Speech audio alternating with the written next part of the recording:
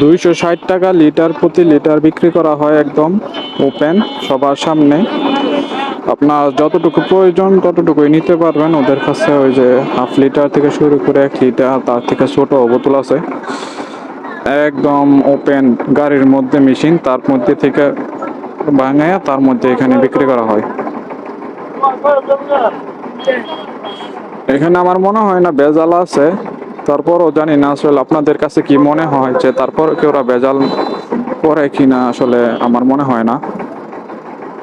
দেখতে পাচ্ছেন যে উনি মেশিনে ওইখানে সরিষা দিয়েছে, তারপর ওইখান থেকে সরিষা থেকে তেল তৈরি হয়ে ওই যে নিচে তেল তৈরি হয়ে তেল পড়তেছে, ওইখান থেকে যে বালতির মধ্যে জমা হচ্ছে, তারপর ওই তেলই কিন্তু ওরা বোতলে যে এইখানে এই বোতলের মধ্যে ভরে বিক্রি করে।